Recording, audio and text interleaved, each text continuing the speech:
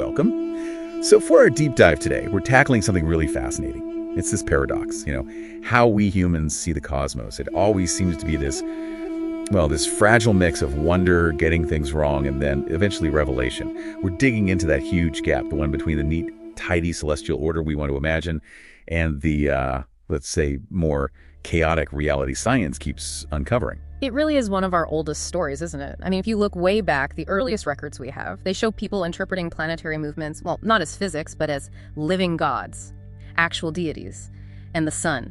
Not a star, but maybe a divine chariot driving across the sky each day. Driven by reverence, you're saying, like trying to make sense of it all. Exactly. It comes from deep reverence, yes, but also this need to impose meaning, like a narrative or a moral structure, onto all that motion. And right there, the moment you do that, you create this space between the myth and the mechanics, the story versus the cold facts.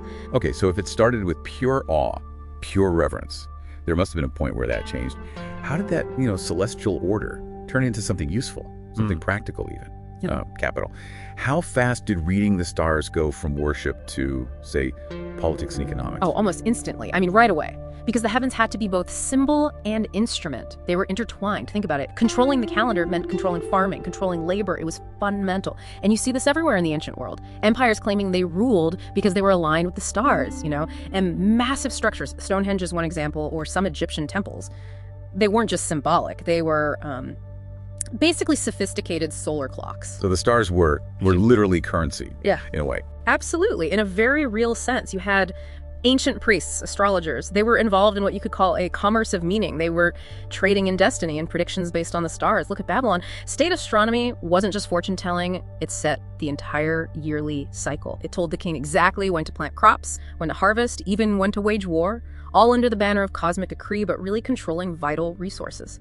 Celestial order became social order. Right, okay. Now, here's where it gets really interesting for me. The scientific revolution kicks in. And it feels like this huge act of, disillusionment, almost like iconoclasm, smashing those old symbols. Suddenly the sun isn't a god, it's just physics, a sphere-burning gas, and Earth gets knocked off its pedestal right out of the center. That must have been terrifying. Did stripping away the old meaning lead to a loss of wonder? You'd think so, wouldn't you? But what's fascinating is that destroying the divine image didn't actually kill the symbolic power, it just transformed it. When you swap the divine explanation for a mathematical one, the awe doesn't vanish. If anything, it gets bigger. The heliocentric model, putting the sun at the center, it didn't make the sun less awesome, it made it sublime. Sublime. How so? Well, think about it. It went from being maybe a local god riding a chariot across your sky to this unbelievable furnace of hydrogen and helium billions of miles away, pouring out the colossal energy needed to sustain all life on Earth for billions of years.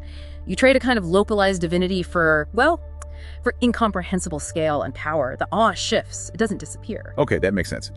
But the human urge to tell stories, to fill in the gaps with narrative, that didn't stop, did it? Even with science taking over, the misinterpretations just took new forms. It reminds you that science is also a story, right? Told in, chapters of getting closer to the truth, approximations. Precisely. You see it clearly in the late 19th, early 20th century. You had serious astronomers, people like Percival Lowell. They were so convinced there must be intelligent life out there, they looked through their telescopes and saw canals on Mars.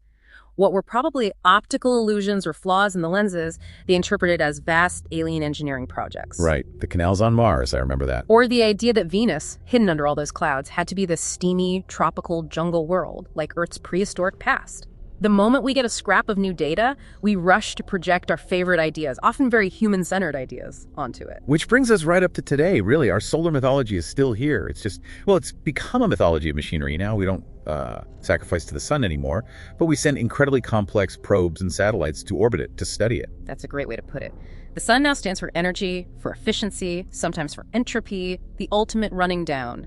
The moon might represent rhythm, reflection, maybe renewal, even tied into our biological clocks. We haven't stopped looking for meaning up there. We've just swapped the gods' names for scientific processes, for data, for measuring systems, our instruments, our probes. They've become our modern augurs, haven't they? Reading the signs. The belief system now values data, sure, but that basic impulse to find meaning in the cosmos, still there. So what's the takeaway here for really listening? It seems like this ongoing human project is always about trying to square what we know, the hard data, the physics, with what we feel. That persistent wonder, that connection. I think that's right. The core lesson, perhaps, is that knowledge and belief aren't really opposites fighting each other. They're more like partners, engaged in this long, long dialogue across millennia, the dialogue between our imagination and the evidence we gather. Okay, a final thought to leave you with. Even as science keeps stripping away layers of illusion about how the universe works, it doesn't seem capable of extinguishing that fundamental sense of awe. After all this time, all these changes in understanding, the stars themselves haven't changed one bit, only our names for them and the stories we tell.